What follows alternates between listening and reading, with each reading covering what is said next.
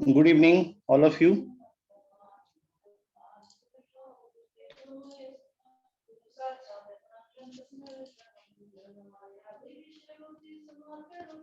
Good evening, Prem, Nikun. Good evening.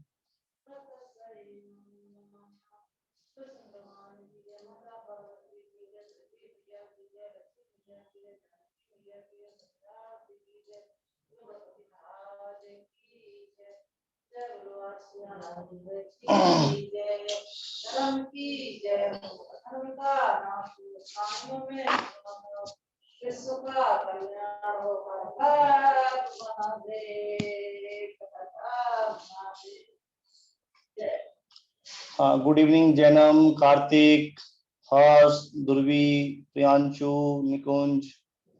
Good evening.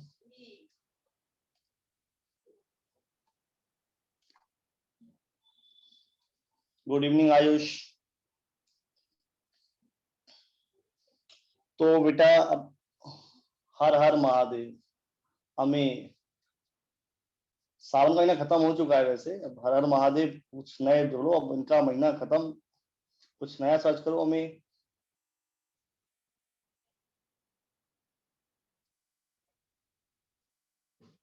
चलो last lecture में good evening थी, अब कंटिन्यू करते आगे, ठीक है ना। आपको होमवर्क भेजा था मैंने, होमवर्क मिल गया था आप लोगों को। ओनली 3 या 4 क्वेश्चंस थे आपके। चलो होमवर्क मिल गया था तो आपने क्वेश्चन सॉल्व भी किए होंगे और उनके आंसर डिस्कस करें तो फिर वैसे आंसर मैं बता देता हूं। एक तो था ना PQRS वाला तो था, उसका आंसर आएगा आपका QRSP,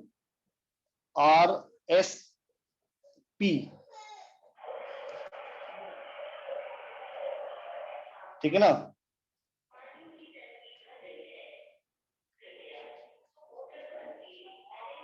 QRSP।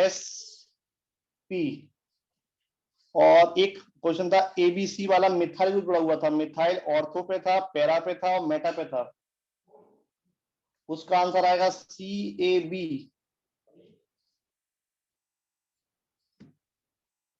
और कोई क्वेश्चन था क्या इसके अलावा?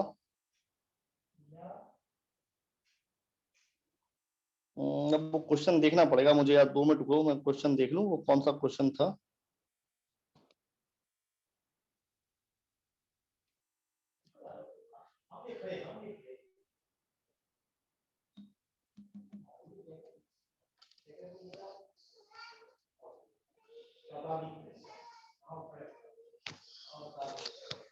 हाँ एक क्वेश्चन था आपका जिसमें आपका एल्डिहाइड मिथॉक्सी, ये भी आपने कर लिया होगा। PQRS वाला सुनो ध्यान से। एक वो PQRS वाला था, एक ABCD वाला था, एक था ABC वाला था। एक्चुअल में ये जो आंसर था ना, जो सही भेजा ARS, नहीं ये आंसर चेंज होगा बेटा। मैं एक्चुअली क्वेश्चन ऊपर नीचे हो गए मुझसे, तो समझ नहीं पाया मैं। अब मैं PDF निकाल लिया तो आंसर भेजता हूँ तीनों का। फर्स्ट का आंसर होगा SQNRNP। सेकेंड का आंसर होगा आपका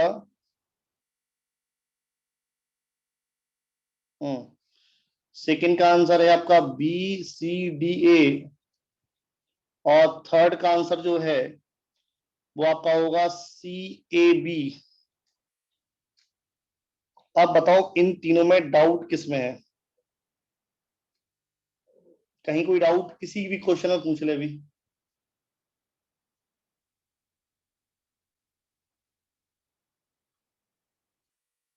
ओके ठीक है सर, थर्ड में डाउट है A एंड C का पोजीशन। बेटा C और A में देखो, एक्चुअली में बताऊं ना तो A और C दोनों में हाइपर कॉन्जुगेशन लग रहा है, पहली बात तो, ठीक है। आपको पता होगा मेटा पोजीशन पर हाइपर कॉन्जुगेशन नहीं लगता है, तो यहाँ केवल +I लग रहा है। यहाँ पे +H भी लगेगा, +I भी लगेगा। तो आपको पता है inductive effect is the distance dependent, और डिस्टेंस डिपेंडेंट होगा तो C वाली की पोजीशन ज्यादा इक्वल होगी। तो इसका इंडक्टिव बढ़ जाएगा, क्योंकि हाइपर कॉन्जुगेशन डिस्टेंस इंडिपेंडेंट होता है, तो ये इफेक्ट दोनों बराबर हो गए, बट ये ज्यादा हो गया, ये इससे कम हो गया, इसलिए सी ज्यादा हो गया, ए इससे कम हो गया। ठीक है।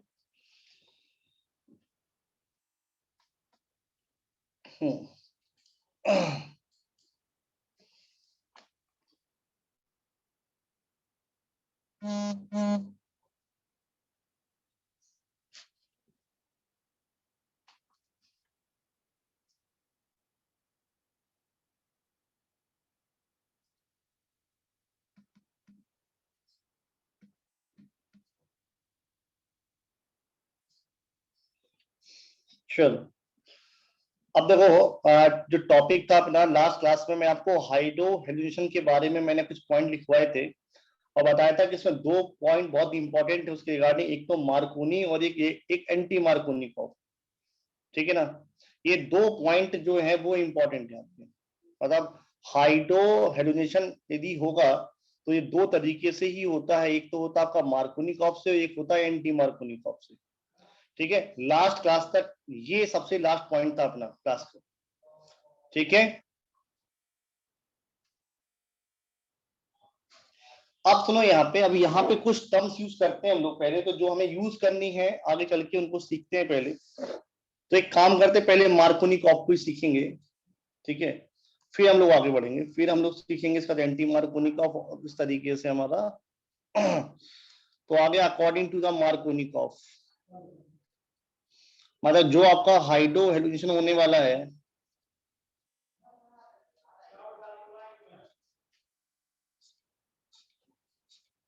वो and according to Marconi curve होने वाला है। देखो ध्यान से कैसे और क्या कंडीशंस हैं वो सब समझते हैं। अच्छा ये बताओ, पहले आप जानते हो एंड मार्कोनी कर्व सुना है? पहले आप लोग बताओ, पहले आपने क्या मार्कोनी कर्व सुना है?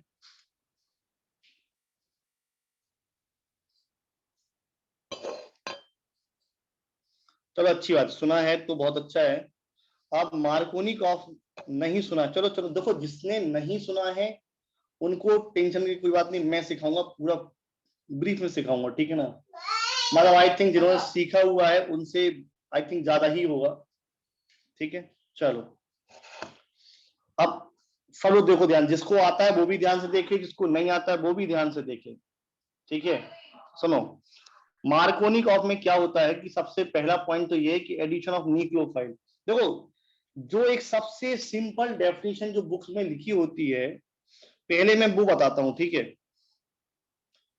जो सबसे सिंपल डेफिनेशन होती है वो बताता हूं मैं आपको कि एडिशन ऑफ न्यूक्लियोफाइल, जो हम लोग क्लास मतलब बिना मैकेनिकल यदि कहोगे तो आप यही यूज कर सकते हो कि एडिशन ऑफ न्यूक्लियोफाइल, बट जो बता रहा हूं हर जगह अप्लाई नहीं करना है आपको। Nucleophile at that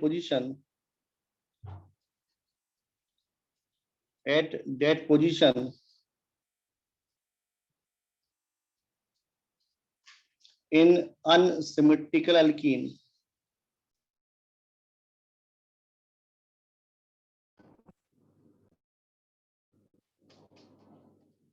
in unsymmetrical alkene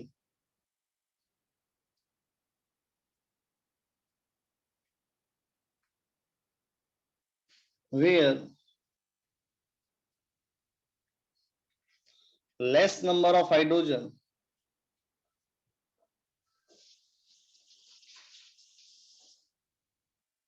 at carbon double bond carbon।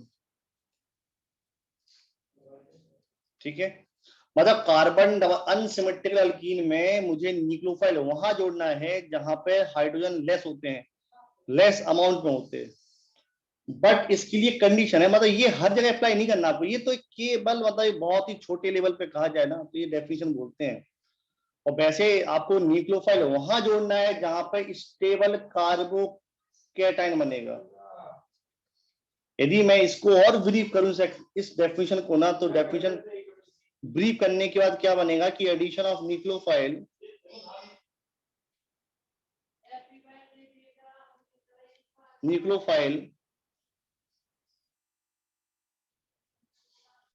where more stable carbocation form in alkyne.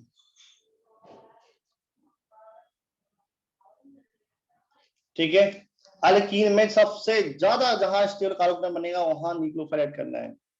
देखो अब मैं आपको बिल्कुल बेसिक सिखाता हूँ इस चीज में।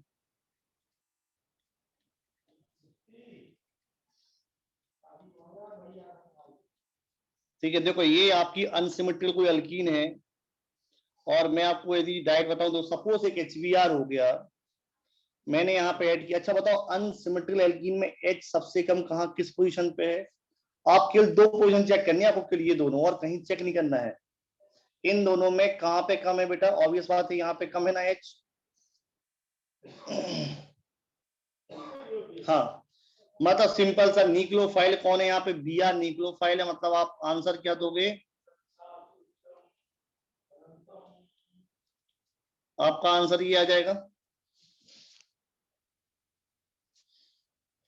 और आप ऐसे कहो कि ये H यहाँ जुड़ गया, Br यहाँ जुड़ गया, ये बहुत सिंपल चीज थी, मैंने आपको डायरेक्ट बता दी मैंने यहाँ पे।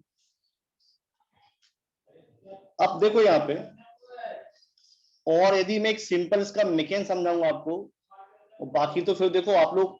अच्छा यहाँ हर जगह देखो, जब तक मैं ना कहूं तब तक आपको इलेक्ट्रोफिलिक एडिशन मैकेनिज्म ही लगानी है हर जगह।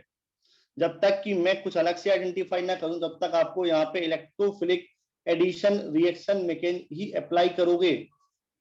ठीक है, और यदि आपको इतना पता है तो इलेक्ट्रोफिलिक एडिशन रिएक्शन मैकेनिज्म की आपको स्टेटमेंट याद करो। क्या क्या स्टेटमेंट लिखवाए थे मैंने? इंटरमीडिएट कार्बोकैटायन बनवाया था, रीअरेंजमेंट होगा,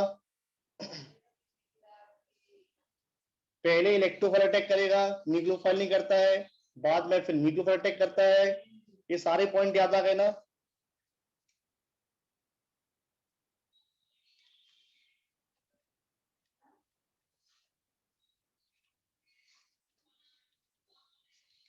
और इसके रिगार्डिंग जो मैकेनिज्म रहेगी आपकी,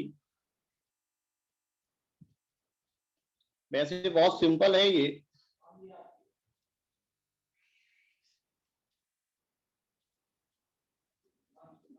ये नेगेटिव हो गया, ये पॉजिटिव हो गया, बहुत इजी है, मतलब सेम इलेक्ट्रोफिलिक एडिशन चलेगा।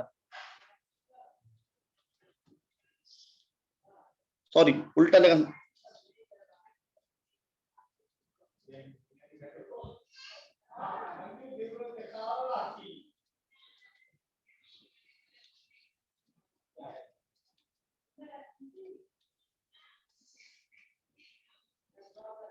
और फिर यहाँ पे न्यूक्लियोफाइल वाला जो पार्ट है,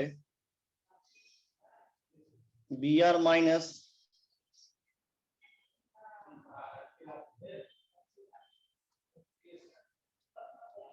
देखो ये बन गया।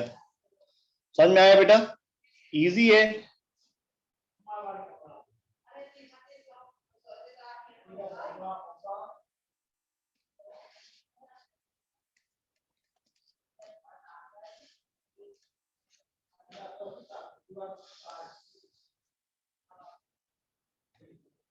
इजी है ना बेटा? आप इसके रिगार्डिंग कुछ इंपॉर्टेंट पॉइंट्स, ये चैप्टर आपको बहुत इजी लगेगा, बता रहा हूँ। यदि आपको electrophilic reaction mechanism addition reaction यदि आपको आता है और सीख गए हो तो बहुत इजी चैप्टर है आपके लिए ये।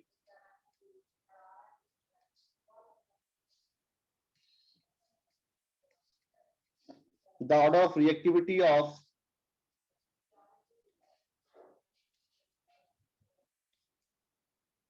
हाइड्रोजन हैलाइड्स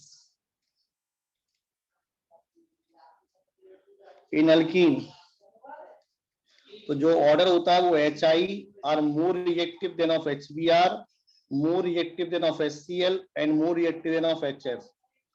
अच्छा यहाँ पे एक चीज और याद रखना, sir means first hydrogen attack करेगा। बेटा हाइड्रोजन मत बोलो, आप तो ये बोलो इलेक्ट्रोफाइल पहले अटैक करेगा। हमें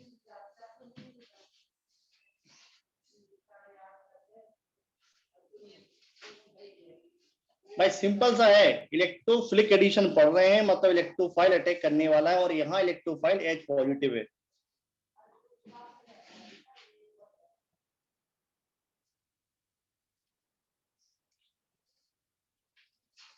और इलेक्ट्रोफिलिक एडिशन में ये भी पॉइंट लिख देता हूं जिसमें कि फ्यूचर में याद भी रहे, बाई द वे भूल भी जाते हो।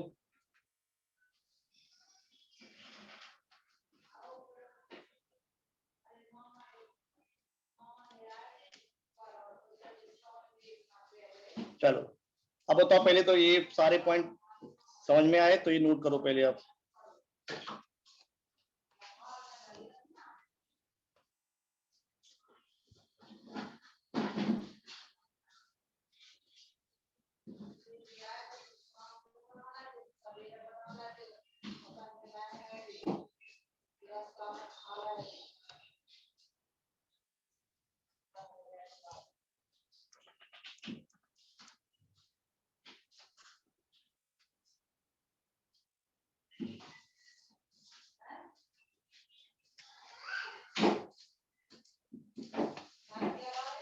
आगे बढ़ेंगे क्या? ठीक है।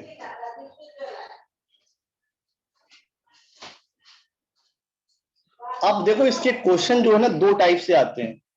एक तो आता है स्टीरियो केमिस्ट्री से पूछा जाता है और एक पूछा जाता है आपका बेटा डायरेक्ट क्वेश्चन आता है जो। ठीक है, तो पहले मैं आपको स्टीरियो केमिस्ट्री सिखाता हूँ। अच्छा, आप लोगों का आइसोमर तो अच्छा पढ़ा हुआ है ना, मतलब कंसेप्ट क्लियर है ना?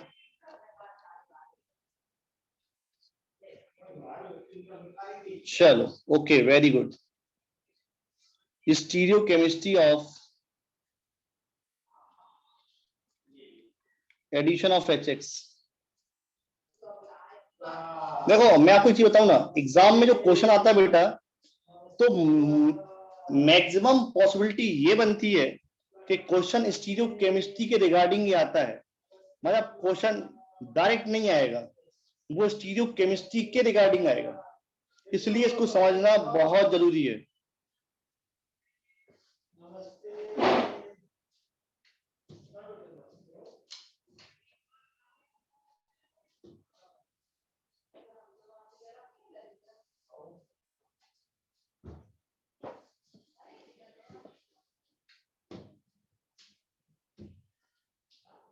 ठीक है ना?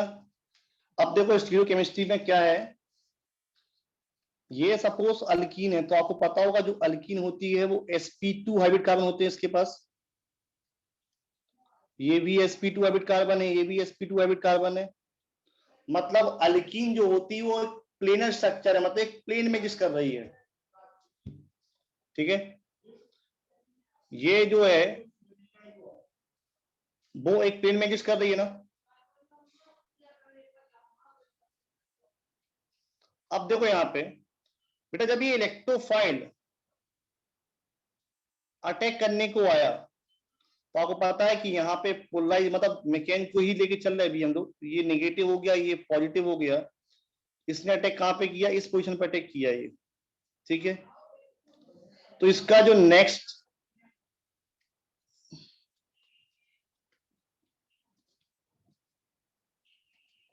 ये, बस अब यहां से देखो, यहां पे होती शुरुआत इस कंसेप्ट की।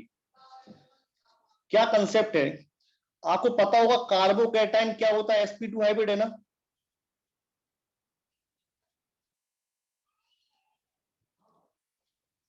मतलब ऑब्वियस बात है कि अब यदि जो न्यूक्लियोफाइल आएगा, सुनना मेरी ध्यान से मेरी बात, न्यूक्लियोफाइल आएगा तो न्यूक्लियोफाइल को अटैक करने की दो पॉसिबिलिटी है ना।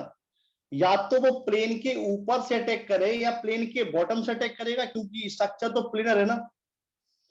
यदि इसका मैं एक्चुअल 3D डायग्राम बनाऊं तो कुछ इस तरीके का बनेगा ना, देखो ध्यान से।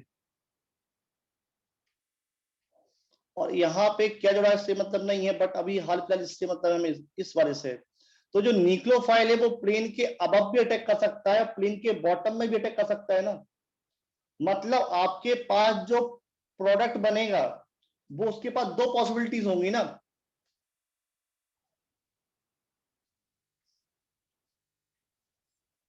जो मैं समझा रहा हूं ये चीज क्लियर हुई कि नहीं सब बच्चों को? मतलब bottom of the plane and above of the plane, क्योंकि ये स्ट्रक्चर प्लेनर है, मतलब ये कार्बन एक्चुअल में कार्बन प्लेनर है ना।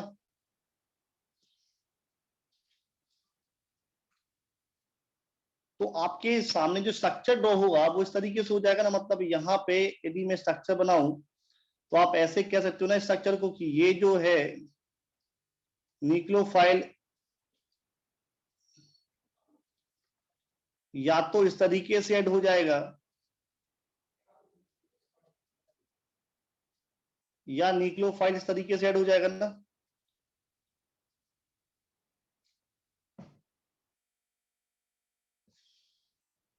ठीक है, यदि ये चीज क्लियर है तो आपको पता है यहाँ पे जो हमारा प्रोडक्ट मिल रहा है ये क्या है, इनएंसोमर्स है ना। ये क्या है, पेयर ऑफ इनएंसोमर्स है ना।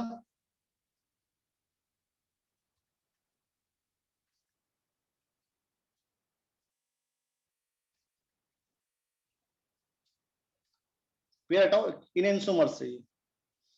अब देखो इसका मीनिंग सुनो ध्यान से, इसका मतलब क्या हुआ कि सर इसका मतलब ये, अच्छा एक चीज और आपने पढ़ी होगी, इनएंसोमर्स में ये होता है, रेसमिक कब होता है और इनएंसोमर्स कब होता है, ये जानते हो ना आप। कोई भी सॉल्यूशन 100% रेसमिक नहीं होता है।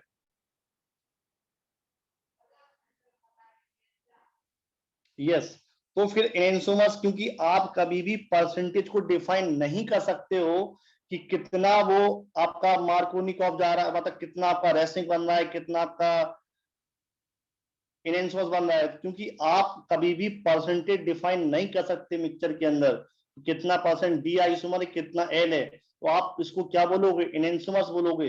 और जब वो 50-50 बनेगा तो all this structure is also called a रेसिम mixture. Point clear हुआ कि नहीं हुआ। जब ये डिफाइन कर दें कि यहाँ प्रोडक्ट 50-50% बन रहा है तो आप लिखोगे रेसमिक बन गया, तो यदि डिफाइन नहीं करेगा तो आप लिखोगे इनएंसोमर्स बनेगा। आप इसको नोट कर लीजिएगा बेटा।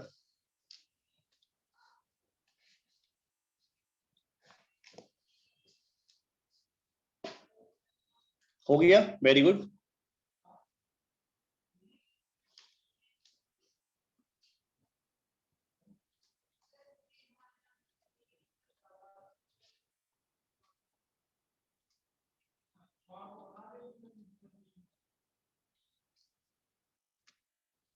चलो अब बेटा इसका क्वेश्चन अब करते हैं, इसके क्वेश्चंस, ठीक है ना। अभी तो मैंने डायरेक्ट आपको क्वेश्चन नहीं कराया, डायरेक्ट मैंने आपको कंसेप्ट सिखा दिया। अब मैं आपको स्टीरियो केमिस्ट्री, देखो ये याद रखना कि ऑप्शंस के हिसाब से हमें चलना है। यदि ऑप्शंस में जैसा पूछा जाएगा हम लोग आंसर उस हिसाब से देंगे।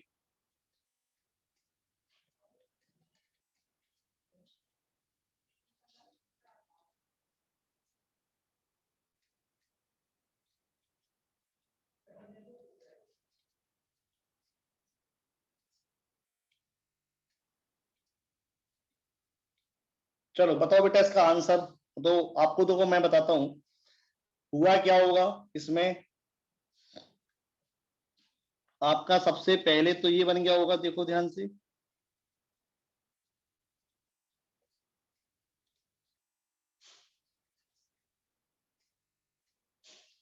बताओ। अच्छा पहले हुआ होगा ना, और जब बी आर ने अटैक किया होगा तो आप इसको किस तरीके से बनाओगे।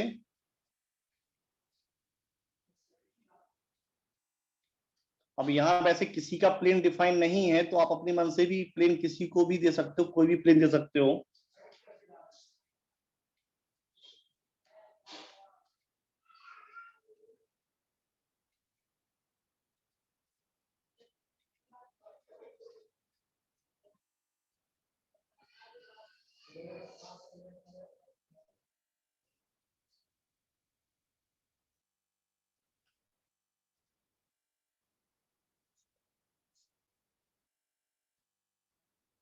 देखो आई थिंक कंसेप्ट एकदम क्लियर, क्रिस्टल क्लियर हो चुका होगा कि जो मैं बताने वाला था वो क्या समझा रहा था मैं आपको। यहाँ आंसर जो है वो है इनएंसोमर्स।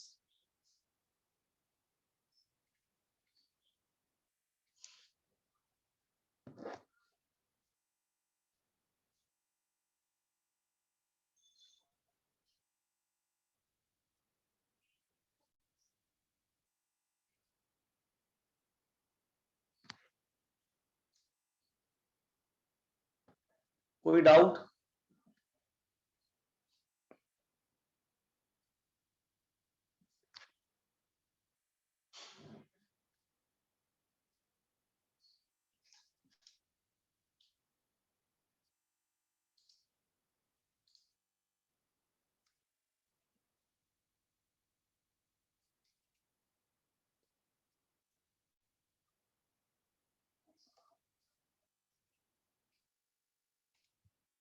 चलो फॉरवर्ड मूव करें।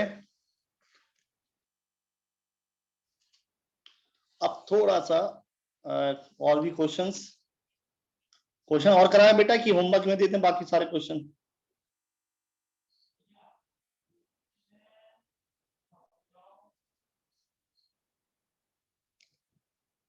और करवाऊं? चलो ठीक है, एक क्वेश्चन 2 क्वेश्चन कराता हूं, बाकी होमवर्क में दे दूंगा, ठीक है?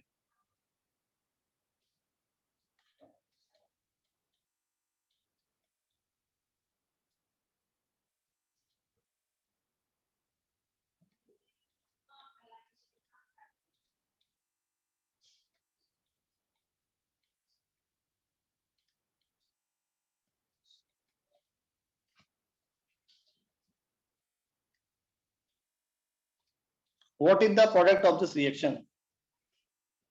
एक आप ये आंसर दो।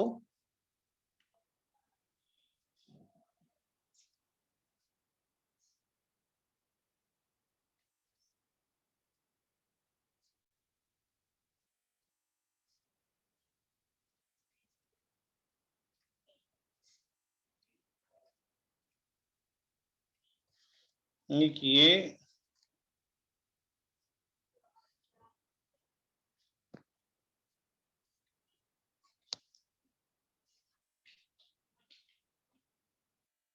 और यदि कोई पूछता है पॉसिबल स्ट्रक्चर तो सब बनाने, मेजर माइनर सब बताना पड़ता है उस टाइम पे, ठीक है? याद रखना इस चीज के लिए।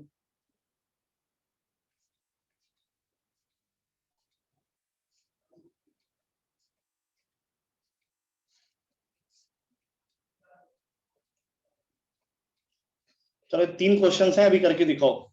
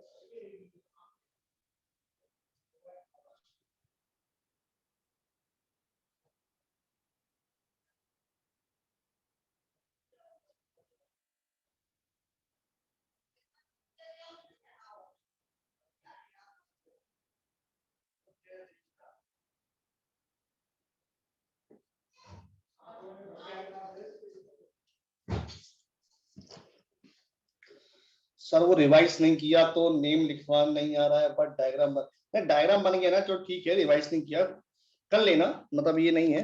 आंसर बना अपने अपनी नोटबुक में सबने बना लिया इसका मतलब। हाँ बस, प्रियांशु शर्मा, वेरी गुड बेटा, वेरी गुड। मतलब जो उम्मीद थी बिल्कुल वही आंसर दिया आपने, बहुत बढ़िया। यहाँ मतलब पहले का आंसर क्या आएगा? मतलब इतना पूछ रहा हूँ कि इसका मतलब स्ट्रक्चर नहीं, रेसिक बनेगा, इनेंसुमस बनेगा, डायस्ट्रोमर बनेगा, मीजोमेरिक बनेगा, क्या आंसर आएगा?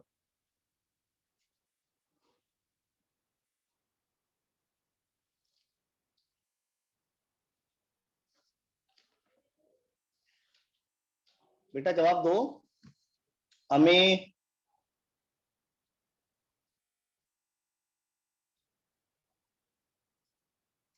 जल्दी बताओ, तो फिर बना हुआ था, मैं रुक जाऊं, फिर बताओ।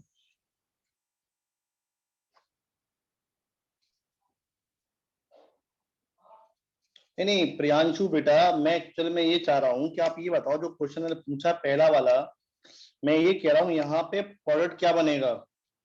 Option number 1 enantiomers, option number 2 racemic, option number 3 diastereomers, option number 4 mesomeric, या नन ऑफ दीज?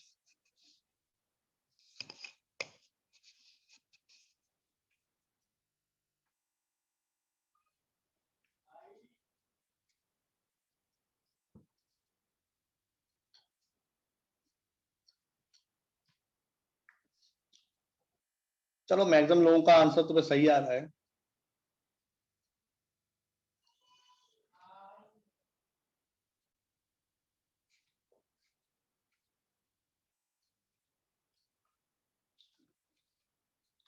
या तो स्ट्रक्चर ये बनेगा आपका,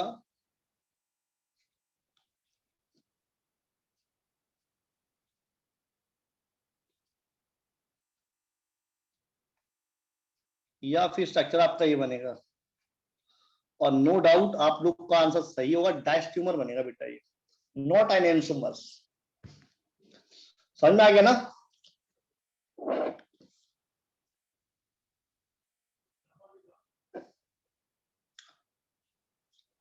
बेटा समझ में आया क्या? इन्होंने गलत किया है उनको समझ में आ गया, क्योंकि ये पार्ट इस पार्ट का मिरर इमेज नहीं है। केवल आपको पता होगा यदि मोर देन वन कायल सेंटर है, यदि और एक सेंटर चेंज होता है तो ऑब्वियस बात है it form the diastereomer, और यदि दोनों सेंटर चेंज हो जाते हैं तो इट इज कॉल्ड एन एंसोमर्स।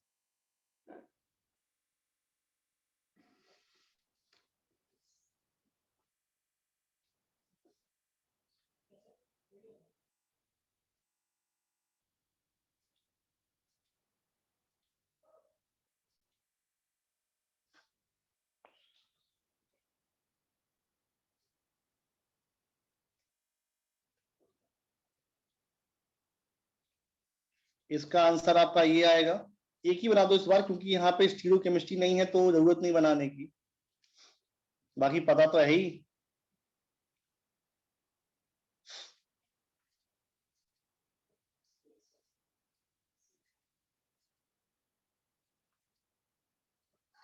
चलो अब बताओ पहले तो, क्या तीनों आंसर सब बच्चों के सही है?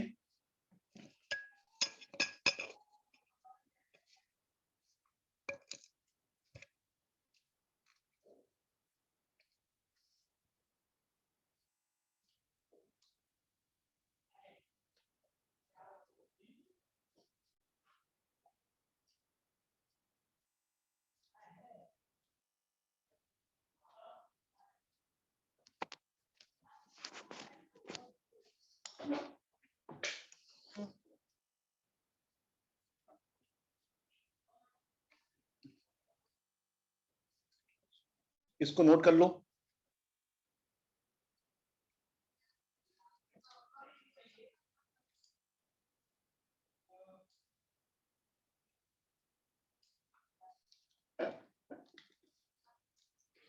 नेक्स्ट है आपका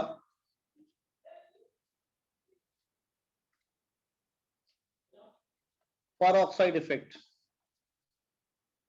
अच्छा चलो चलो, आयुष तिवारी एंड काव्या लिखो बेटा, चलो।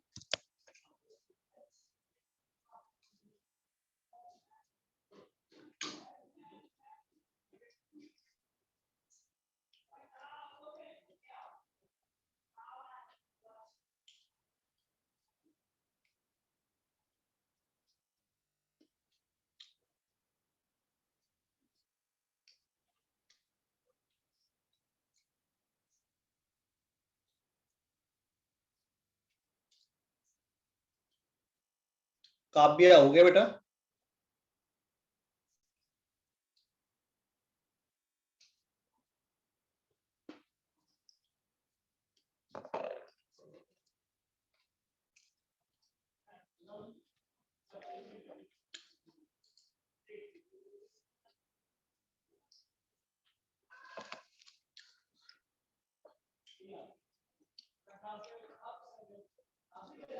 नेक्स्ट है आपका परऑक्साइड इफेक्ट।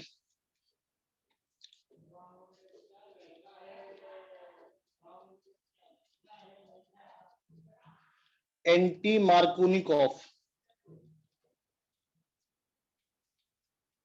या इसी को बोलते एमएस खराज।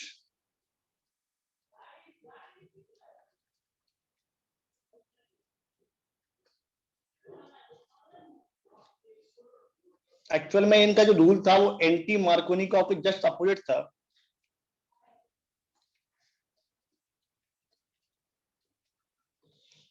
अच्छा, यहाँ पे जो बेसिक कंडीशन वो है कि it applicable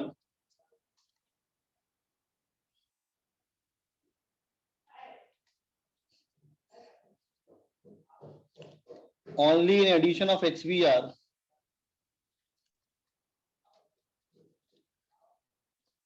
only addition of HBr, इसे एंटी मार्कोनिकॉफ रूल बोलेंगे हम लोग।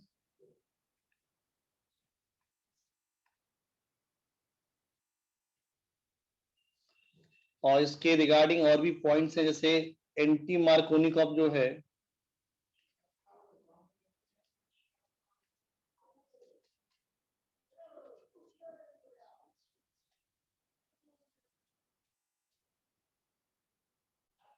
occurs by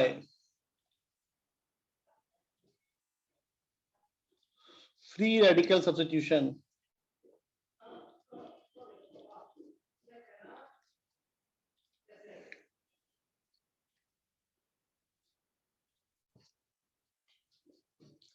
यहाँ पे जो इसका इंटरमीडिएट होता है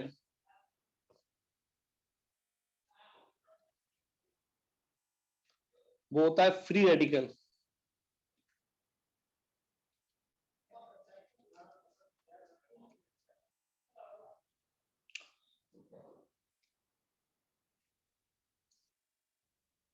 एक काम करना है, इसके थोड़ा आगे लिख लेना, presence of peroxide, we are presence of peroxide. हाँ अब ठीक है। अब मेरी बात ध्यान से सुनो यहाँ पे कि आप लोगों को फ्री रेडिकल सब्स्टिट्यूशन शायद ना आता हो, है क्या?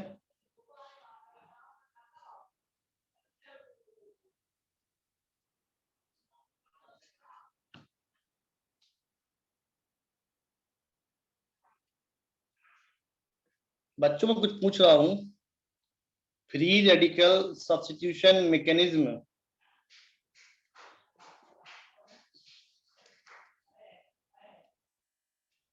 में क्या सिचुएशन है आप लोगों की?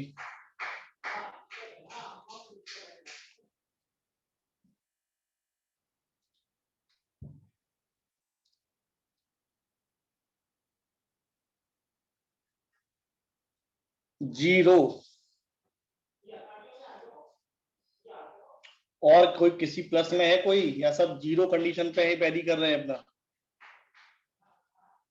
और ये बच्चे तो बिल्कुल सच्चाई बता दी भाई, वो बिल्कुल जीरो है तो जीरो है। और सच बोलने में कुछ बिगड़ता नहीं है, अच्छी बात, बातों को सच बता दोगे तो मैं सिखा दूंगा, और मैं तो मान के चलता हूँ। फिर मैं देखो, जब भी कोई बात कोई मुझसे छिपाता है ना, तो मैं ये मान के चलता हूँ उसको आता है।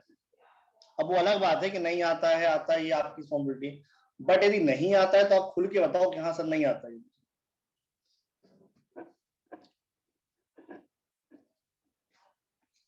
चलो ठीक है, मतलब दो बच्चों का रिस्पॉन्स आपसे लगता है पूरी क्लास ही जीरो पे ही है, एक दो बच्चों को छोड़ दिया है तो सभी बच्चे जीरो पे हैं।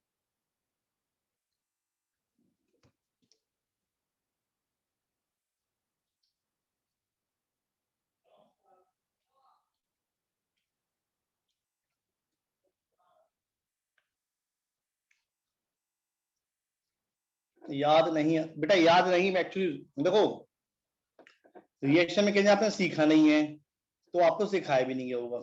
मैंने नोट्स देख चेक किए, उसमें नहीं है कहीं पे। ठीक है ना ध्रुवी? अच्छा चलो, मैं थोड़ा सा पॉइंट बोलता हूँ, शायद मे भी याद हो जाए। आप 3 स्टेप पढ़े होंगे। पहला step chain initiation, chain propagation और chain termination.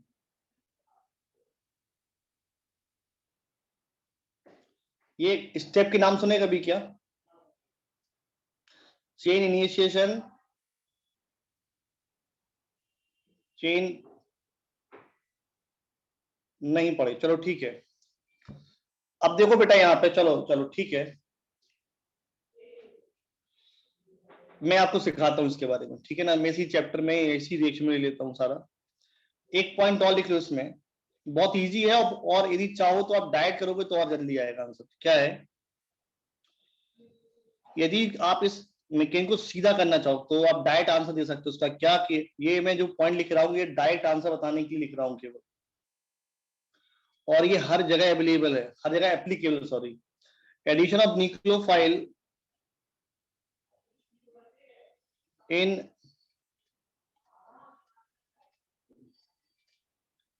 unsymmetrical alkene at that position at carbon double bond carbon,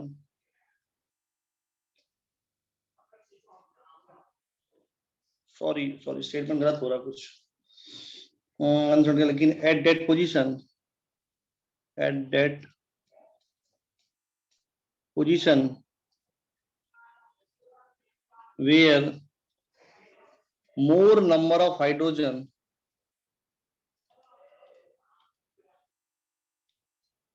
at carbon double bond carbon।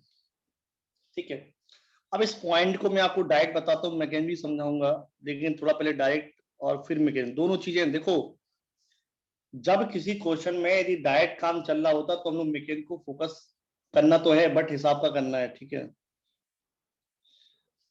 देखो मार्कोनिकॉफ एंटी मार्कोनी में डिफरेंस कितना है, यदि आपने मार्कोनिकॉफ बोला था अकेला HBr लिखा तो आपको बनाना है स्टेबल कार्बोकैटायन से, ये बन गया आंसर, ठीक है। और यदि यही मैंने बोला कि HBr प्रेजेंस ऑफ पर ऑक्साइड, अब मुझे बताओ बेटा मोर नंबर ऑफ हाइड्रोजन कहां पे हैं, at carbon double bond carbon पे चेक करना है, मतलब इन दोनों में चेक करोगे तो कहां पे हाइड्रोजन ज्यादा है, टर्मिनल CH2 पे ज्यादा है ना। बस आंखें बंद करो और यहां पे ना Br लगा दो, आंसर आ गया। ये है डायरेक्ट तरीका, जहां है ज्यादा यहां लगा दोगे आंसर आ जाएगा।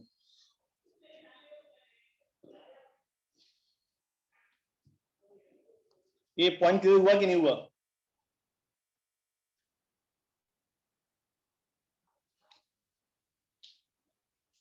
अब इतना नोट करो तो फिर नेक्स्ट पेज पे इसका मैकेन समझाता हूं मैं आपको।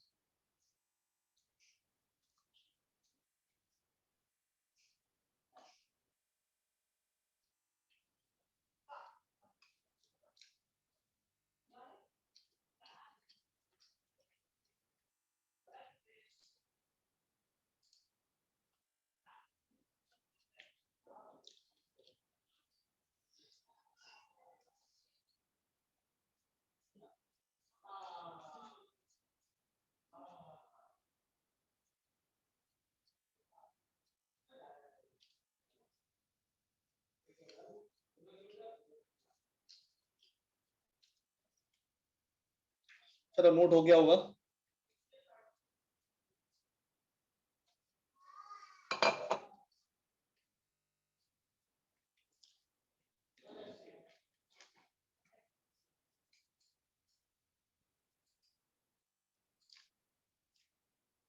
अब देखो यहाँ पे इसका मैकेनिज्म,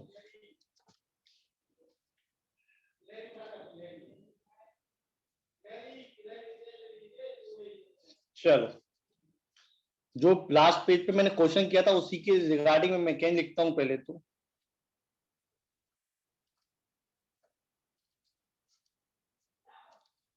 पहले काम करते हैं, पहले तो मैं इस क्वेश्चन के रिगार्डिंग में लिखता हूं, फिर मैं फ्री रेडिकल सब्स्टिट्यूशंस के बाद में लिख दूंगा ब्रीफ करके, ठीक है ना।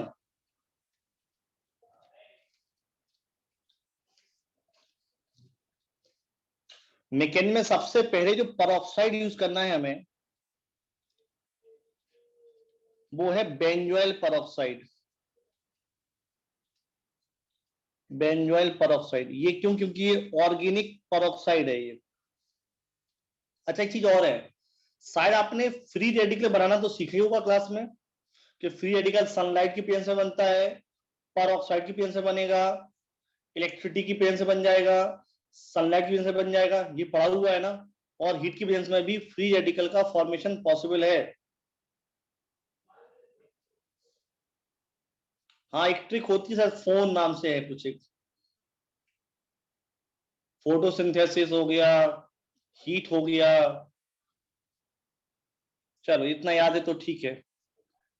और बेंजोइल परऑक्साइड का फॉर्मूला हो गया C6H5 C double bond O,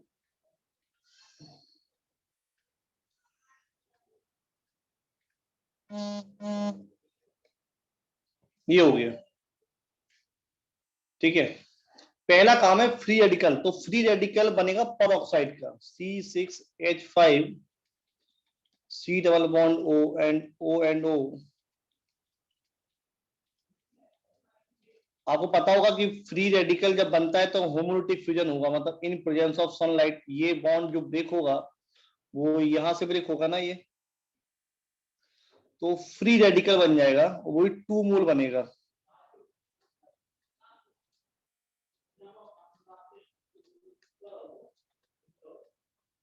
ये बनेगा कि नहीं बनेगा?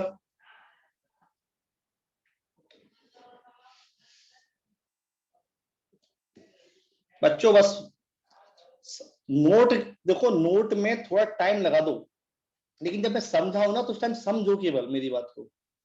नोट के लिए एक मैं एक्स्ट्रा दे दूंगा मैं, बट जब समझाऊं ना तो फोकस समझने में होना चाहिए, ना कि नोट करने में होना चाहिए। इतना फॉर्म हो गया। अब देखो यहाँ पे आपको पता है कि यहाँ पे ये फ्री इलेक्ट्रॉन यहां जाएगा तो कार्बन अपना यहां से इलेक्ट्रॉन दे सकता है ना, तो आपको यहां से फिनाइल फ्री रेडिकल मिल जाएगा ना, मतलब 2 मोल CO2 तो निकल गया बाहर, प्लस आपको मिला 2 मोल मिल गया क्या, फिनाइल फ्री रेडिकल।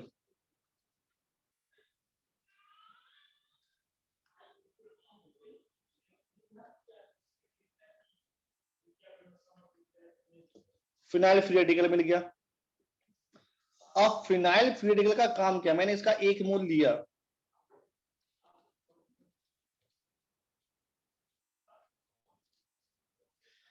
ये HBr पे अटैक करेगा, जो कि हमारा अटैक एजेंट है, इस पे अटैक करेगा सबसे पहले। पता बेटा, 2 पॉसिबिलिटी है अब आपके पास, मेरा ध्यान सुनना बेटा, आपके पास 2 पॉसिबिलिटी है। ये फ्री रेडिकल यदि H पे अटैक करेगा तो Br बाहर निकलेगा ना, यदि H पे अटैक किया तो बनेगा C6H5 और ये बन जाएगा। और दूसरा तरीका ये, यदि वो Br पे अटैक करेगा तो आपके सामने ये बन जाएगा ना। यस या नो? मैं दोनों पॉसिबिलिटी लिख दी, फर्स्ट और सेकेंड। तो अब यहां सुनो ध्यान से, सेकेंड पॉसिबिलिटी जो है ये गलत है। पहली बात तो क्यों गलत है, बिकॉज एच फ्री रेडिकल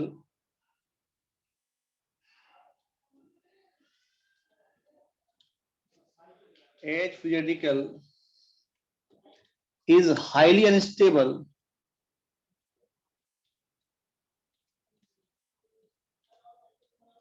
और यदि कोई पूछे कैसा है तो आप कह सकते हो हाईली थर्मोडायनेमिकली अनस्टेबल।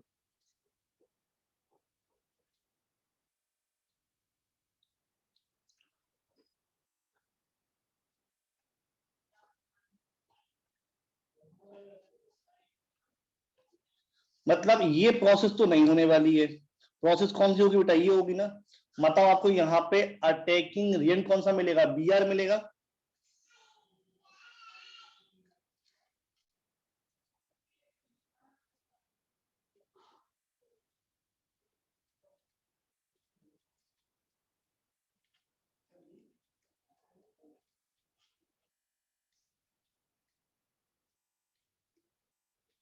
अब Br फ्री रेडिकल यदि अटैक करेगा तो अब आपको पता है, जब फ्री रेडिकल अटैक करता है, आपको लिखवाया था ना मैंने कि जब डबल बॉन्ड पर फ्री रेडिकल अटैक होता है तो डबल बॉन्ड भी फ्री रेडिकल की तरह ही ब्रेक होगा, आयन की तरह ब्रेक नहीं होगा।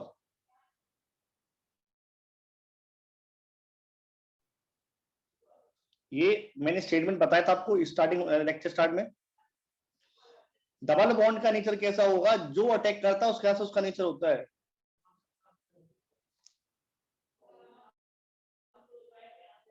कबीर, ये आप लोग क्या सुन रहे हो, नोट कर रहे हो यार? ध्रुवी, प्रेम, हाँ मतलब अरे रिस्पॉन्स दो यार, तुम लोग भी शांत हो जाते हो कभी कभी बीच में।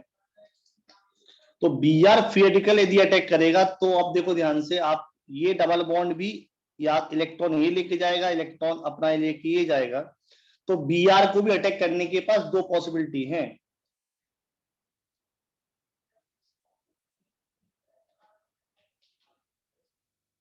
पहली पॉसिबिलिटी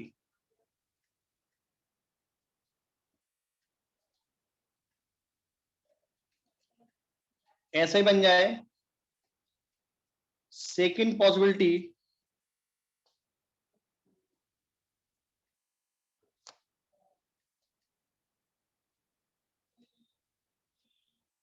ऐसे बन जाए। बताओ ये चीज क्लियर है कि नहीं है?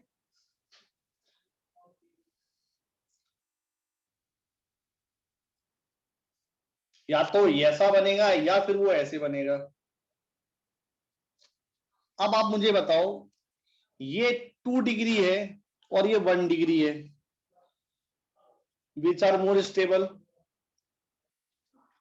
तो 2 degree free radical are more stable ना। तो प्रोडक्ट भी कौन देगा? 2 डिग्री देगा ना प्रोडक्ट तो।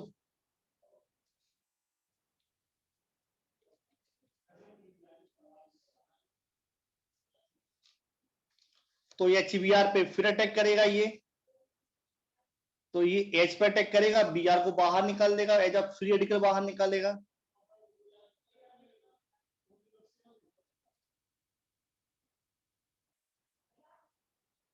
देखो आप मेरे सामने, आपके सामने देखो, क्या आपको एंटी मार्कोनी प्रोडक्ट मिल गया क्या?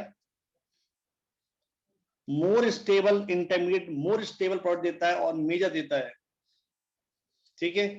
अच्छा, आप दिमाग में कुछ चीजें चल रही होंगी अभी आपके, सर जो BRS का क्या हुआ, एच पे अटैक कर दिया, BR क्या हो गया? तो आपको ये याद रखना है कि ये सब क्या है, एज अ को प्रोडक्ट रहेंगे इस मिक्सचर के अंदर, एज अ को प्रोडक्ट अवेलेबल रहेंगे।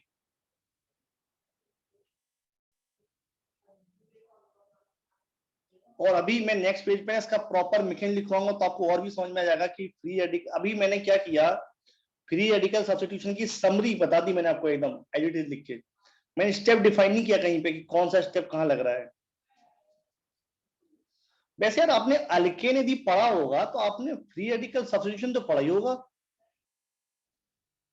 हाँ, मुझे एक चीज याद आ रही है, यदि आपने अल्केन चैप्टर पढ़ा हुआ है तो आपने फ्री रेडिकल सब्स्टिट्यूशन पढ़ा होगा ना फिर तो। Halogenation, what's reaction. हाँ, तो उसमें क्या आपने मैकेनिज्म लिखी क्या आप लोगों ने क्या?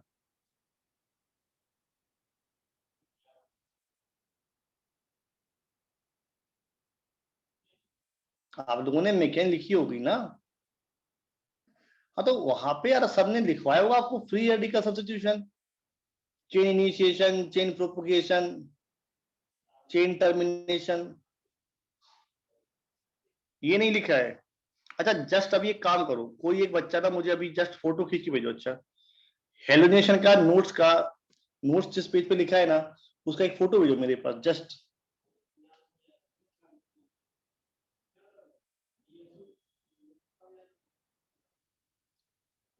फ्री रेडिकल रिएक्शन कभी भी फिनिश नहीं होती है, ये कंटिन्यूस चलती रहती है जब तक फ्री रेडिकल बना रहता है। तभी एक स्टेप पढ़ते हैं वो चेन टर्मिनेशन का। उस स्टेप में क्या होता है, all free radical combine and to form the product. Free radical reaction कभी भी एक सक्सेसफुल मैकेनिज्म नहीं कहलाती है, क्योंकि यहाँ पे मिक्सचर ऑफ प्रोडक्ट मिलते हैं हमें।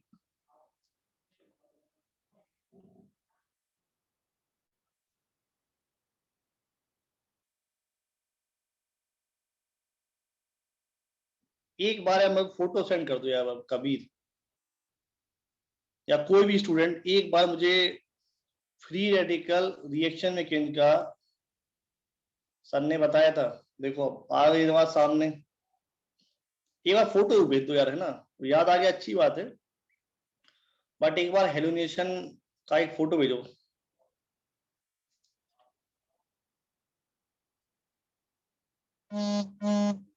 हाँ, आया मेरे पास।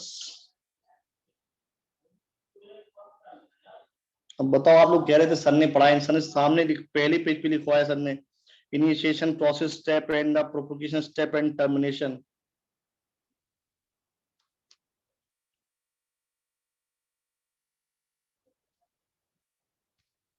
आप लोग ना यार ध्यान से पढ़ा करो यार, मतलब कल जाके कहोगे हम, मुझे मैंने नहीं पढ़ाया, फिर यार ऐसी ऐसी बात करते हो तुम लोग भी। हम्म।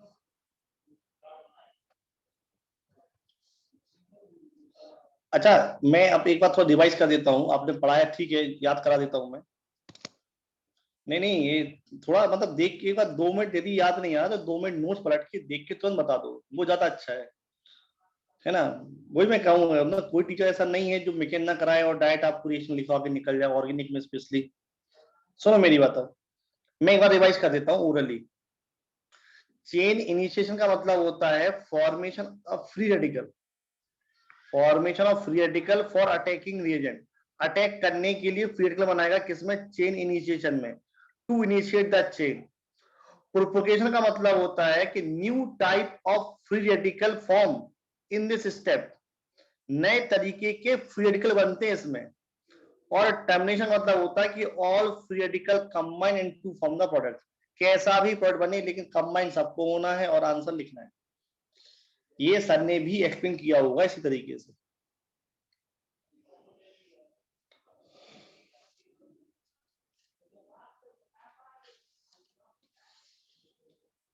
चलो आगे बढ़ो। अब इसके रिगार्डिंग कुछ इंपॉर्टेंट पॉइंट्स। अब आपके मन में वैसे तो हो, किसी बच्चे ने डाउट नहीं पूछा इसके रिगार्डिंग, सर मैं बताऊं क्या क्वेश्चन पूछना चाहिए था? सर यहाँ पे एचबीआर अटैक कर रहा है, तो यहाँ पे एच आई हुआ, एचसीएल हुआ, या एच एफ अटैक क्यों नहीं करेगा? वो अलग बात है कि परऑक्साइड की यदि आप बेसिक कंडीशन डायरेक्ट सीख भी जाओगे ना कि एचबीआर अटैक करेगा, तब भी आपका काम हो जाएगा। लेकिन मैं आपको कुछ पॉइंट ऐसे लिखवा दूंगा कि जैसे सपोज एडवांस में क्वेश्चन पूछ सकते हैं आपसे कि why HCl does not attack according to the anti Markovnikov. HCl का एडिशन एंटी मार्कोनिकॉफ के रिगार्डिंग नहीं होता है, व्हाई? ठीक है ना?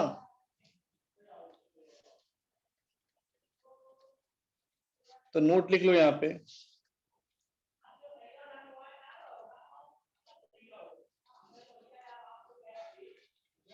peroxide effect is effective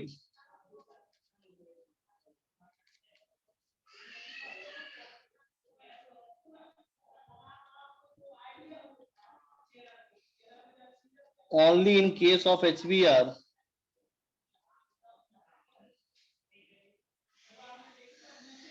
and not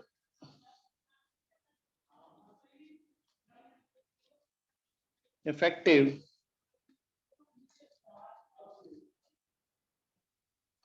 in case of HCl, HI and HF.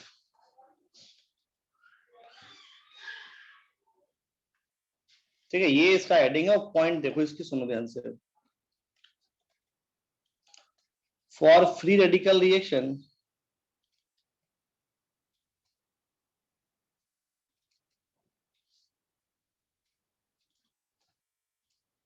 of HF and HCl, इसके regarding point देखो। इसके रिगार्डिंग पॉइंट क्या है कि the first propagation step, the first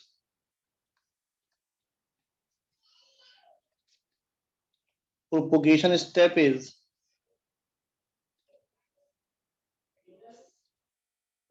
exothermic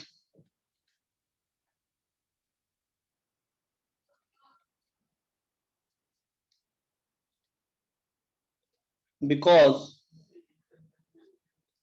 यदि आप फिजिकल पढ़ चुके होगे तो आपको एक्टिवेशन एनर्जी के बारे में पता होगा। Activation energy become so high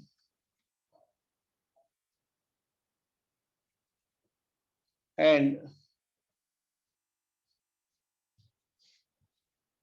second step is endothermic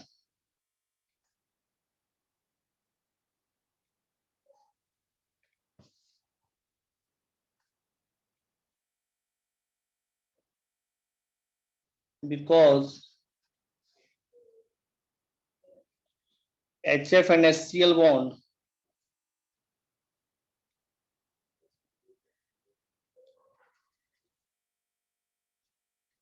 are stronger than HBr.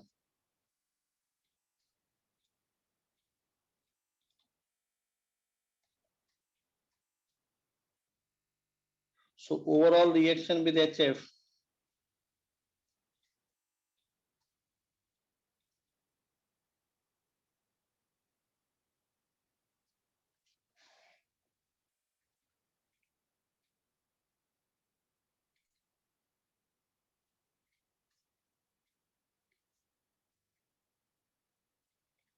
is endothermic.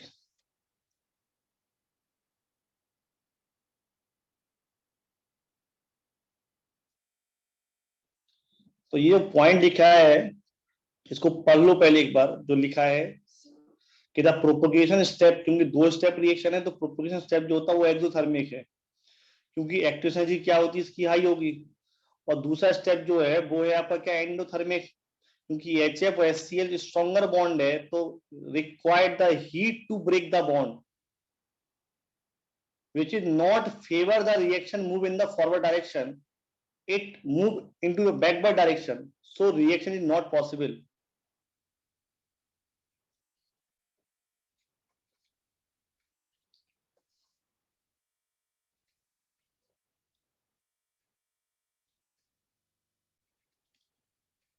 And for free radical reaction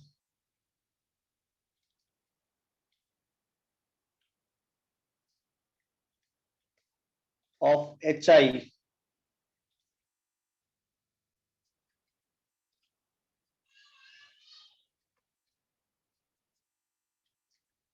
the propagation step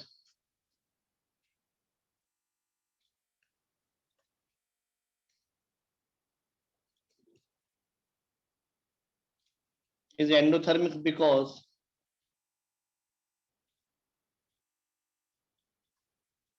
Ci bond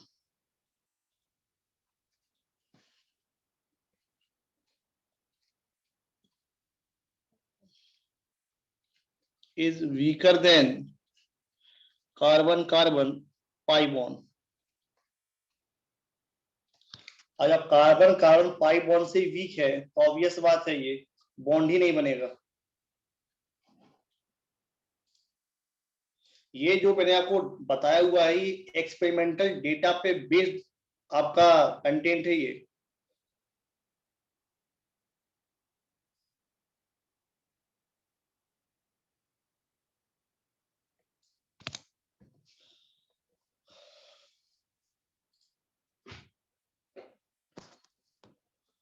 अब तो ये बताओ कि ये समझ में आया या नहीं आया।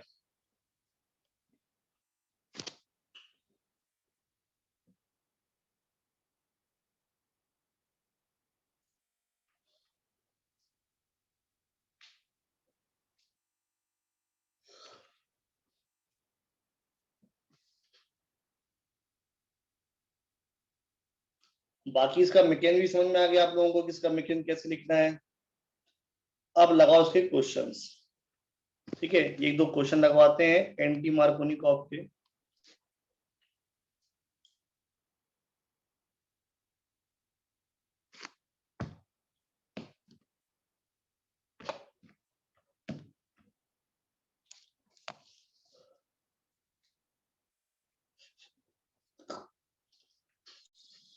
नोट हो गया ना बेटा सभी का?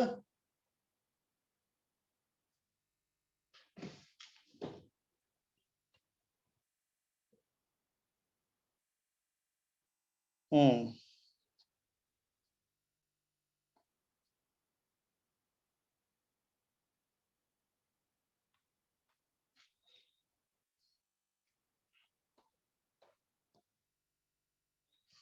अब इसके क्वेश्चंस, एक दो क्वेश्चन लगा लें हम लोग।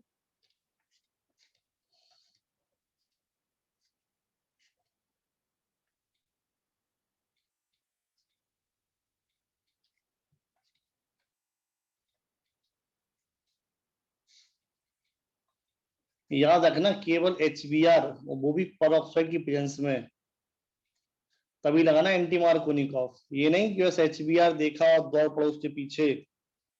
नहीं, अब तुम एंटी मार्कोनिकॉफ लगा के दिखाएंगे।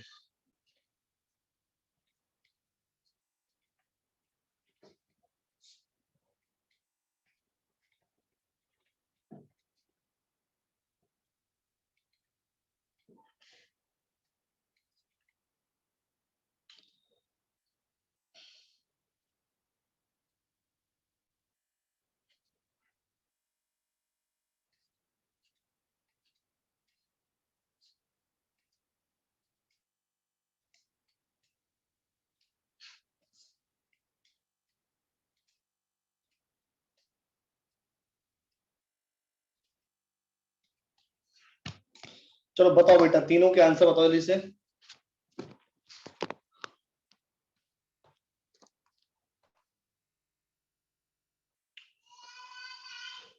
अच्छा, मॉर्निंग में क्या आप लोगों का ऑफलाइन लेक्चर रहता है क्या मॉर्निंग में? कितने बजे से रहता है आपका ऑफलाइन लेक्चर?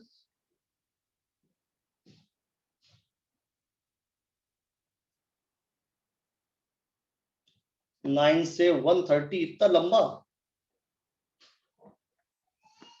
कैसे कैसे शेड्यूल किया है? 9:30 टू शायद 11 o'clock या 11:30? 9:30 से 1:32 लेक्चर, मतलब विदाउट गैप? ऑफलाइन में वैसे जरूरत नहीं पड़ती है गैप की तो। अच्छा, आप इंस्टीट्यूट कितने बजे पहुंच जाते हो? इंस्टीट्यूट कितने, 9 बजे पहुंच जाते हो?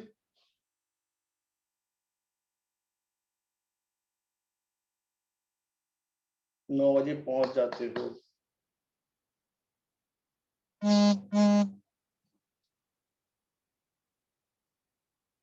मतलब मॉर्निंग में 2 लेक्चर होते हैं, फिजिक्स और मैथमेटिक्स का?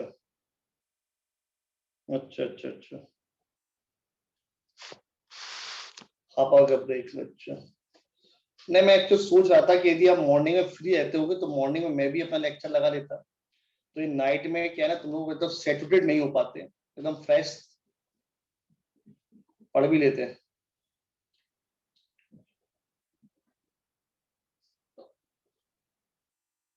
हाँ, 7 से 8:30 कर सकते हैं मॉर्निंग में, यदि आप सब लोग एग्री हो तो बात की जाए फिर इसके लिए।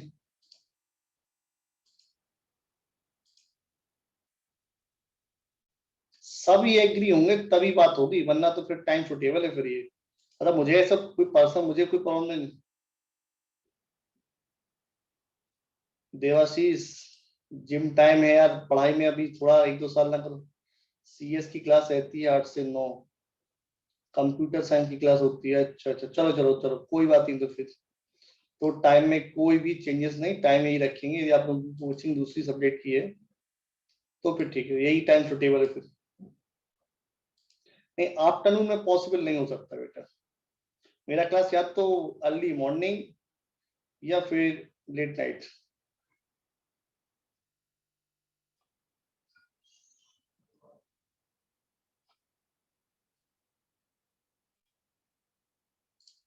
2 ही सुटेबल है, या मॉर्निंग में 7 या इवनिंग में 7। नहीं बेटा गार्गी, बेटा 6 o'clock पॉसिबल नहीं हो पाएगा, बिकॉज मेरी क्लास होती है।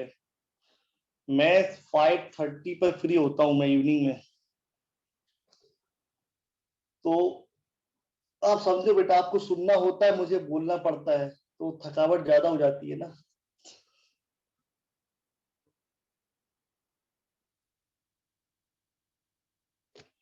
नहीं, इवनिंग में थोड़ा ज्यादा, मतलब मैं इवनिंग में क्लास लेता हूँ 3:30 से लेता हूँ, 3:30 से 5:30। पर डे का एक ही लेक्चर होता है, 3:30 से 5:30, 2 आवर पर डे।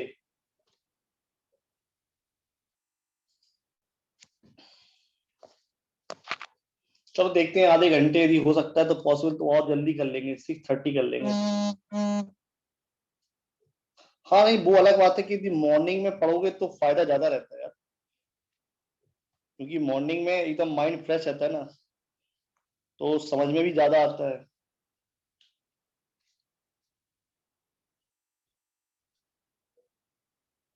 नहीं बेटा, कुछ बच्चों की कोचिंग है ना सीएस की, भाई अपने पीछे दूसरों को नुकसान थोड़ी करेंगे यार। नहीं, मॉर्निंग 6 बजे तो नहीं बेटा, 6 बजे तो यार मैं भी सो के उठूंगा 6 बजे तो। ये थोड़ी मतलब कि आंखें रगड़ रहा हूँ और बस लिख रहा हूँ, चलो चलो चलो पढ़ते चलो। पता नहीं, बाद में समझ में आया आज टॉपिक कुछ पढ़ाना और था, पढ़ा कुछ और ही दिया।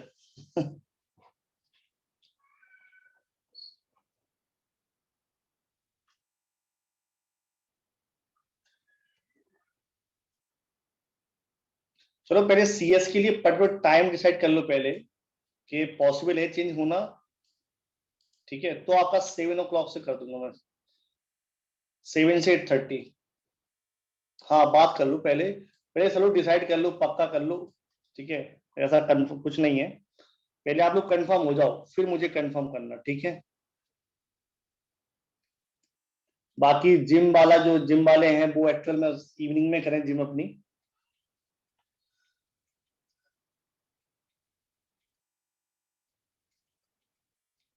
नहीं, फिर आपको पढ़ने का टाइम और ज्यादा मिल जाएगा ना, सेल्फ स्टडी का टाइम बहुत ज्यादा मिलेगा फिर आपको।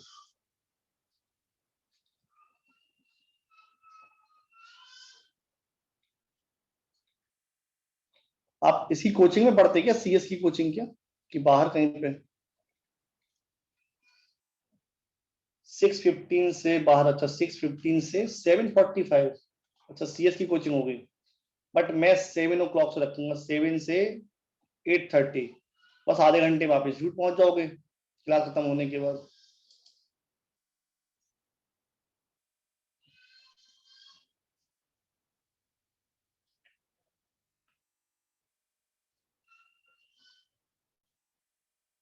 अच्छा, तो लेक्चर प्राइवेट हम सीएस की क्लास मैनेज कर लेंगे। चलो ठीक है, पहले यार पहले सबको बात करने दो, एग्री होने दो, उसके बाद फिर ना, अभी मैं प्रॉमिस नहीं कर रहा हूँ, बट पहले आप लोग प्रॉमिस करो, मतलब आप लोग मैनेज कर लो, उसके बाद फिर देखते हैं। अच्छा पहले तो ये बताओ कि जो मैंने आंसर दिए हैं, आप लोगों के आंसर यही आ रहे थे क्या? चलो, मतलब आपको ये कंसेप्ट भी समझ में आ गया, एंटी मार्कोनी कॉप का। ठीक है,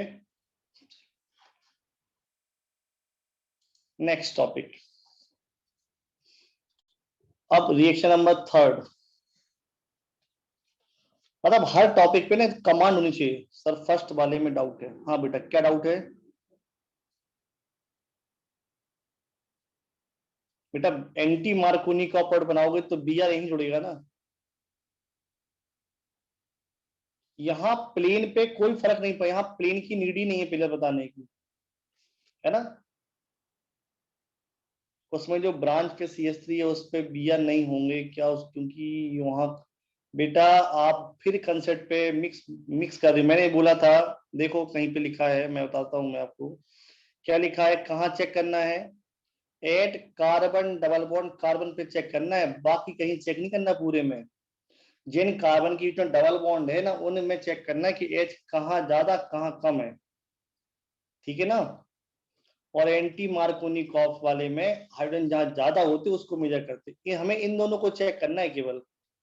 यहाँ पे एक भी हाइड्रोजन नहीं है, यहाँ पे एक हाइड्रोजन अवेलेबल है, इसलिए बी आर जुड़ गया यहाँ पे। ठीक है,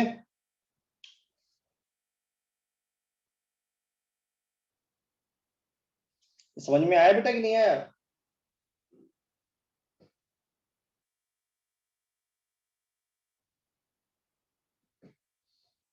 एक्चुअली पता नहीं, इसका नाम थोड़ा अजीब लग रहा है, शरिया। हाँ सर, जो कार्बन डबल बॉन्ड पे है उसमें से एक पे हो सकता ना जिस पर बनाया, उसके ऊपर। नहीं नहीं नहीं, यहाँ अपोजिट और प्लेन से नहीं है बेटा, यहाँ अपोजिट और प्लेन से ऐसा नहीं होता है, फ्री रेडिकल बेटा, क्योंकि free radical not a planar structure, free radical not a planar structure. और प्रियांशु, फ्री रेडिकल कभी भी रीअरेंज नहीं होता है, आपने पढ़ा होगा बेटा, रिंग एक्सपेंशन जब सर ने पढ़ाया होगा तो सर ने कहा होगा only in case of carbocation, क्योंकि फ्री रेडिकल के पास बैकेंट ऑर्बिटल नहीं होता है, जबकि कार्बोकैटायन के पास बैकेंट ऑर्बिटल होता है, इसलिए रीअरेंज होता है।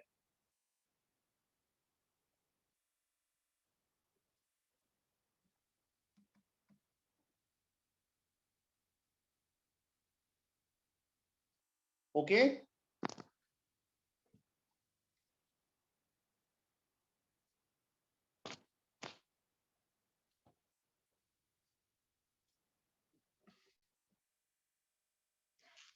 चलो आई थिंक अब डाउट क्लियर हो गए होंगे बेटा आप लोगों के सबके।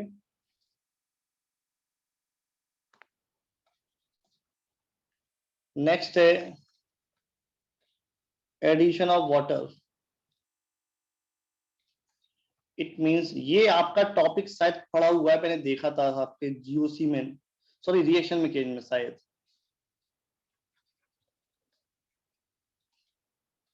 शायद, मतलब मैं भी कंफर्म नहीं हूं एक्चुअल में।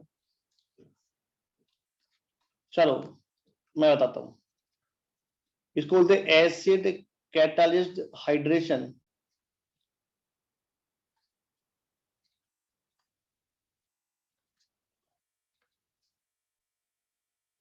अब यहां से आपका यूज होता है मार्कोनी का फेरेंटीमा। यहाँ पे आपका जो प्रोडक्ट बनता है वो मार्कोनी का प्रोडक्ट बनेगा आपका। ठीक है। अच्छा, मार्कोनी का प्रोडक्ट लिख दिया, इसका मतलब क्या है पता आपको? ये समरी हो गई। आप मेरी बात सुनो ध्यान से, ये क्या है ना, इस पूरी रिएक्शन का एक समरी हो गया मार्कोनिकॉफ प्रोडक्ट। क्यों? क्योंकि जो रूल हमने मार्कोनिकॉफ में एप्लीकेबल किए थे वही रूल यहाँ पे एप्लीकेबल होंगे। मतलब यहाँ पे इंटरमीडिएट बनेगा कार्बोकैटाइन, और न्यूक्लियोफाइल सबसे स्टेबल कार्बोकैटाइन पोजीशन पे जाके जुड़ेगा। यहाँ पे रीअरेंजमेंट भी होगा, यहाँ पे प्रोडक्ट एनेंसोमर्स बनेंगे। मेरी बात समझ में आ रही है ना, कि इस सिंगल पॉइंट का मीनिंग कितना बड़ा मीनिंग है।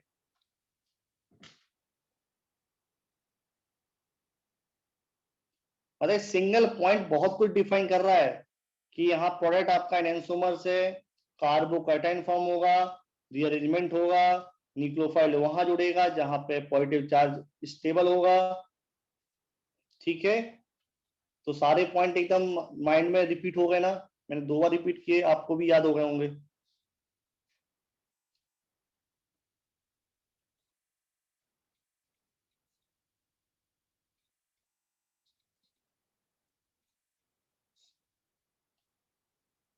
ध्रुवी बेटा, मार्कोनिक ऑफ के रिगार्डिंग, चलो मैं सारे पॉइंट फिर रिपीट करता हूं मैं। वैसे तो हाल फिलहाल इसका जो आंसर आता है वो बिल्कुल ये आएगा। देखो, मैं सारे पॉइंट रिपीट करता हूं, देखना ध्यान से, फिर मैं हटा भी दूंगा यहाँ से। फिर यहाँ से देखो, आपको लिखना तो अपनी पेंसिल से अपनी नोटबुक पे साइड में लिख लीजिएगा, याद रहेगा। मार्कोनिका का मतलब क्या क्या हो गया? मार्कोनिका का पहला मतलब होगा कि यहाँ पे कार्बोकैटाइन बनेगा, ये बनेगा तो रीअरेंजमेंट भी होगा। ठीक है, न्यूक्लियोफाइल कहाँ जुड़ेगा? जहां पे आपको स्टेबल कार्बोकैटाइन बनेगा। नेक्स्ट पॉइंट क्या बनेगा यहाँ पे, कि यहाँ पे जो प्रोडक्ट है वो आपका एनेंसोमर्स बनेंगे आपके प्रोडक्ट। अब तो चीज क्लियर हो गई ना? इस एक सिंगल स्टेटमेंट का मतलब है 3 स्टेटमेंट होंगे। जहां पे मैं ये लिख दूंगा ना मार्कोनी का प्रोडक्ट, समझ जाना कि 3 ऑटोमेटिकली वहां पे एप्लीकेबल है। ठीक, चलो।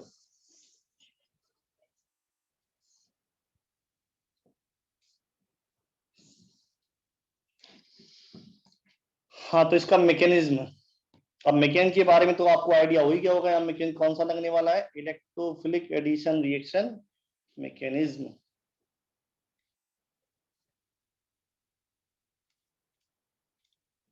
ये आपने सीखा होगा कि इसमें फॉर्मेशन ऑफ कार्बोकैटाइन में सर ने बताया होगा आपको, ये फॉर्मेशन ऑफ कार्बोकैटाइन में ये बन गया आपका हाइड्रोनियम आयन।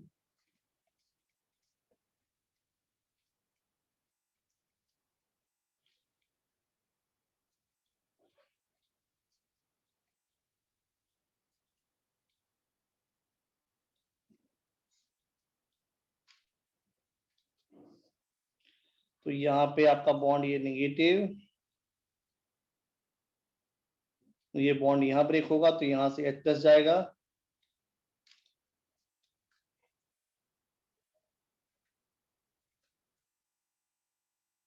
और ये तो पहली बार में स्टेबल कार्बोकैटाइन मिल गया।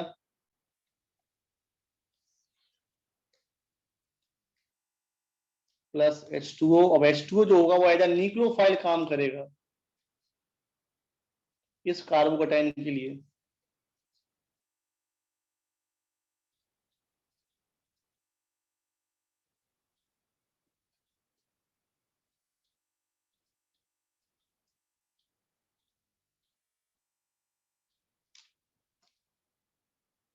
तो यहाँ पे डी प्रोटोनेशन हो जाएगा आपका।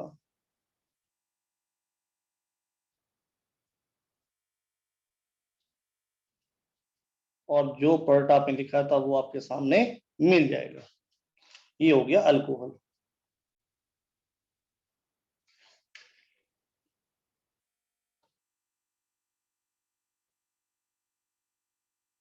एकदम क्रिस्टल क्लियर है? कहीं पर भी कोई डाउट?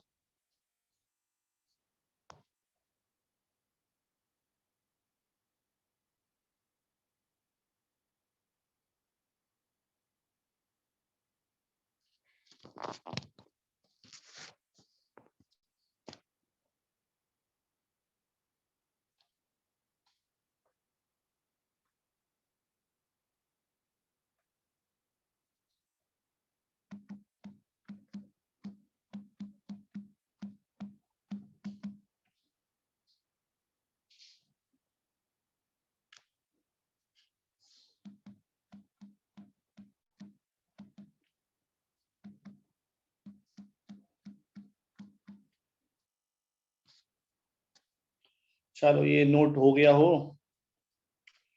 अच्छा यहाँ पे ना एक चीज और पढ़ोगे कभी, और ये मिलती भी है जनरली देखने के लिए, यदि केवल वो डाइल्यूट H2SO4 भी लिख देना तो समझ जाना कि ये यहाँ पे हाइड्रेशन की बात हो रही है। यदि वो डाइल्यूट H2SO4 भी लिख देना तो समझ जाना यहाँ पे बात किसकी हो रही है, हाइड्रेशन की बात हो रही है। इसको कहते हैं इनडायरेक्ट हाइड्रेशन, कंफ्यूज करने के लिए केवल आपको, क्योंकि डाइल्यूट मतलब हो गया वाटर और एसिड साथ में है, मतलब सिंपल सा यही लिखा है ना, H2O लिखा हुआ है ना।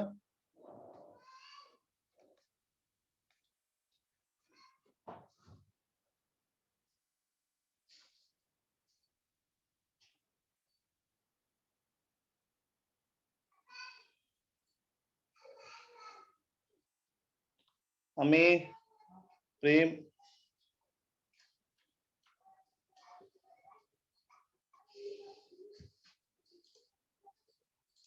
चलो ठीक है।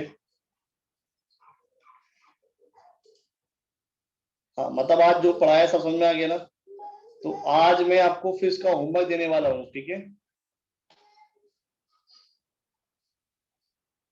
होमवर्क आपके पास फिर से पहुंच जाएगा, जैसे जाता है मेरे को वैसे ही आ जाएगा, ठीक है। आज क्वेश्चन थोड़े ज्यादा होंगे लेकिन।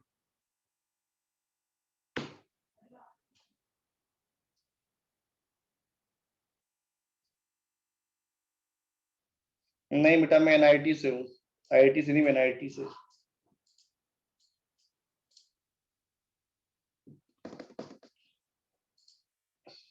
नहीं मुझे बहुत साल हो गए पढ़ाते पढ़ाते, मेरा ये 8वां 9वां साल है ये पढ़ाते।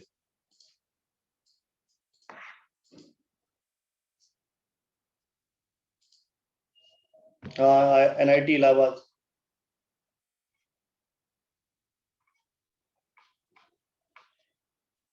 एनआईटी इलाहाबाद से हूँ बेटा। और अभी नाइन्थ ईयर है ये मेरा पढ़ाने में। चलो बाकी बातें हम लोग नेक्स्ट लेक्चर में करते हैं, ठीक है ना।